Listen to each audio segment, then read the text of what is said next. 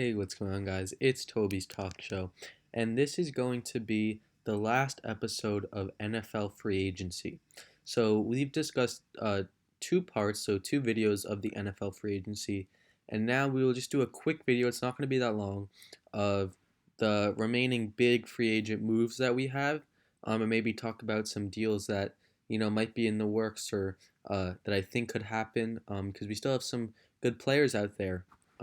So let's first start talking about probably the biggest move of this video, which is Todd Gurley going to the Atlanta Falcons.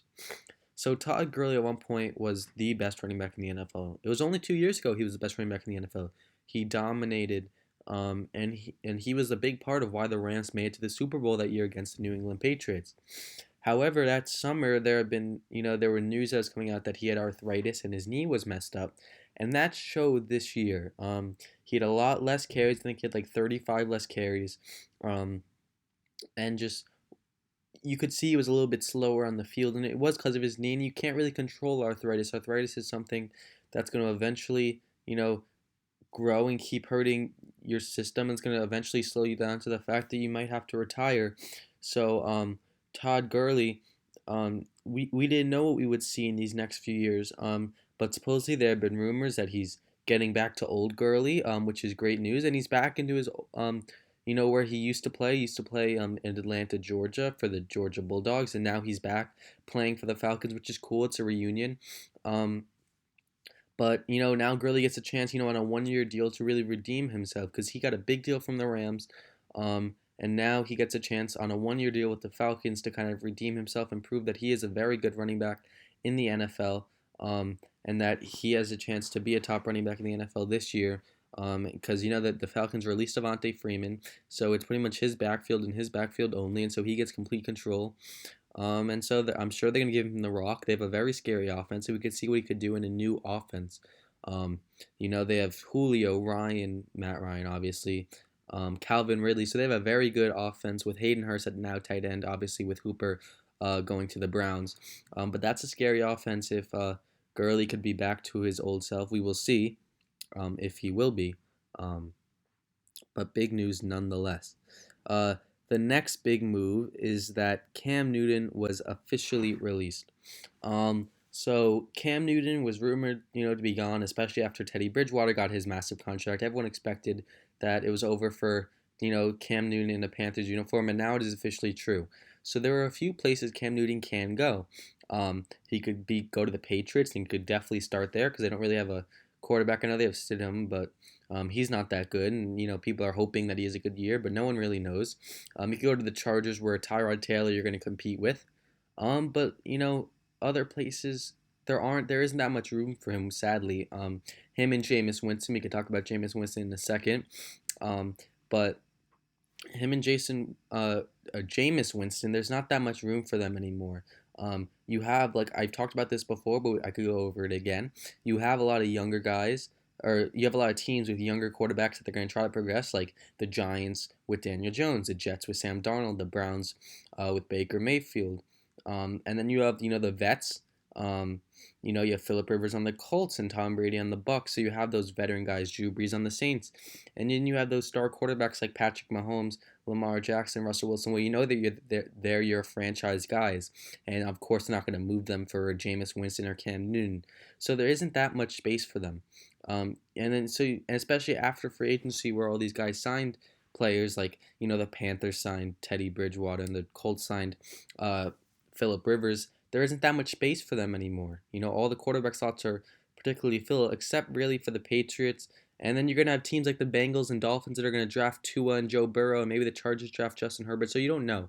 There's a lot of question marks, but there aren't much question marks about which quarterbacks are going to start in this league, and Cam Newton might not start this year, and Jameis Winston will most likely not. I could hop into Jameis Winston right now, but for Cam Newton, he's coming back from injury.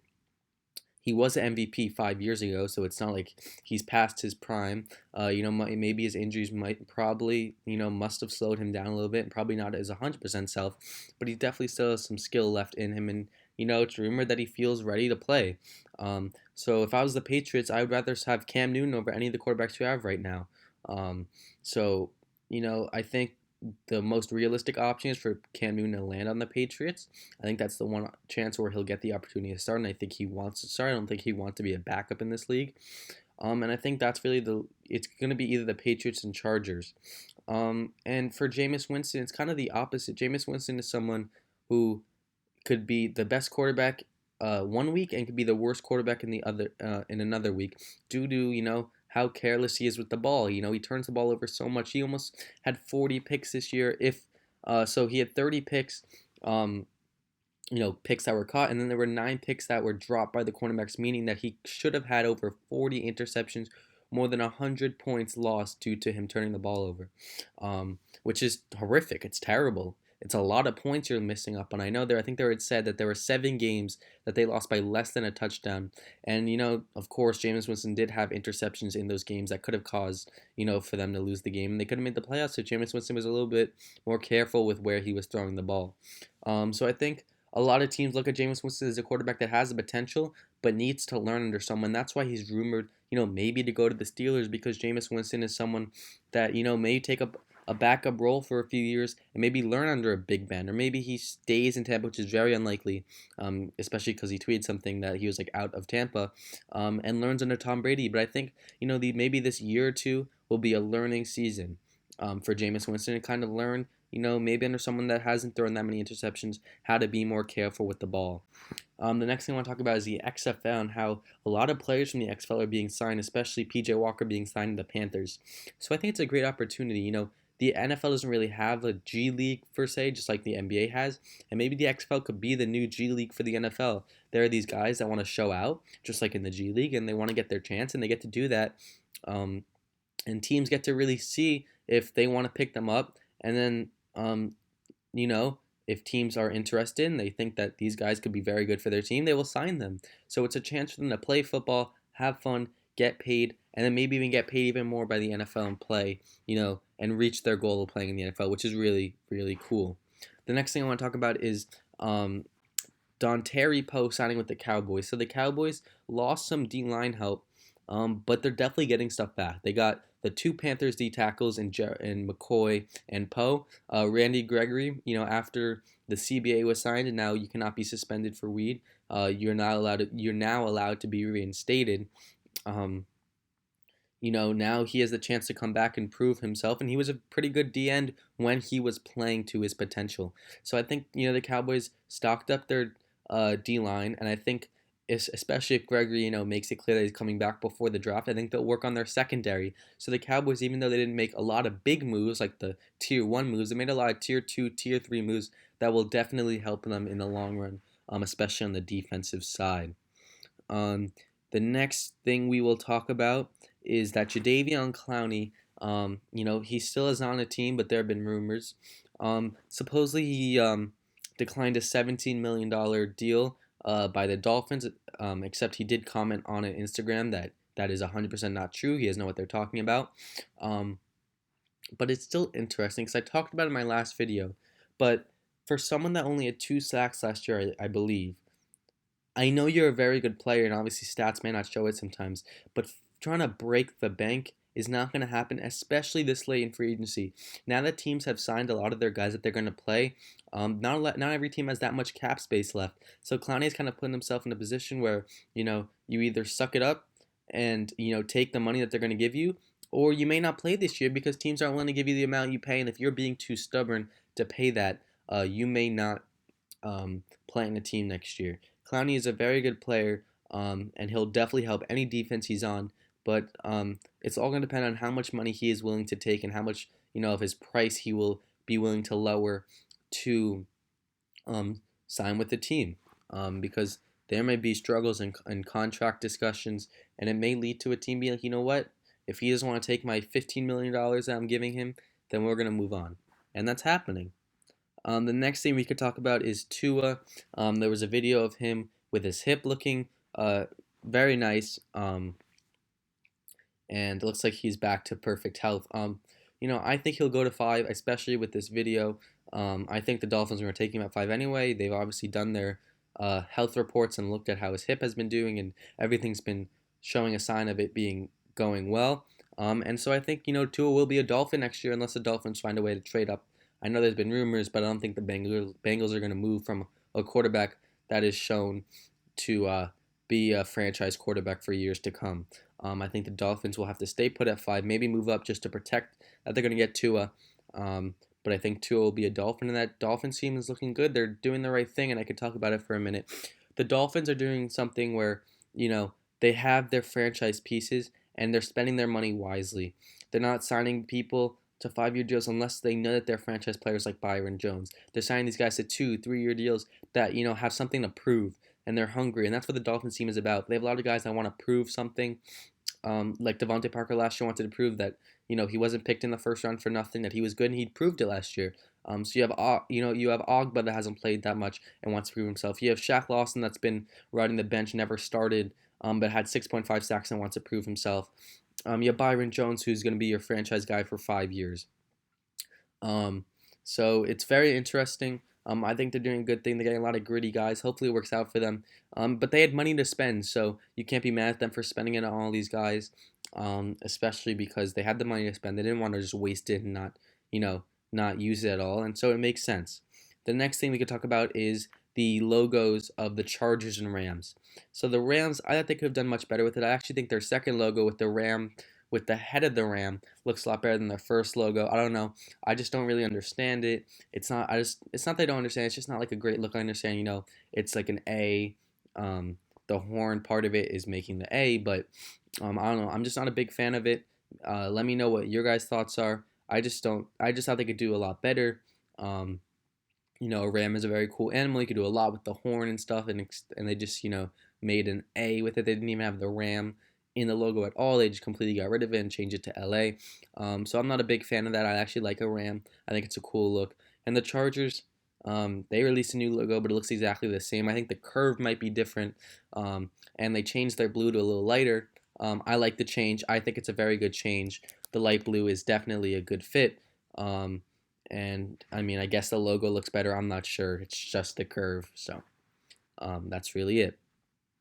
The next thing we could talk about is Ndamukong Suh re-signs to the Bucks. So you could see, Suh wasn't really 100% on the Bucks, but maybe Tom Brady, convinced him to come. Tom Brady's a lot of influence, and with this defense being a little lackluster at times, you need to work on the defense. You'll probably work on it through the draft as well. You have Devin White, leading that team.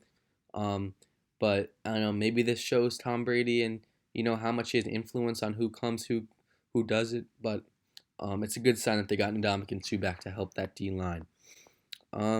That's really one more thing. Let's talk about it quickly. We'll talk about two things quickly. One, Jerry Jeudy may go to the 49ers. The 49ers look very interested in them, especially after Emmanuel Sanders.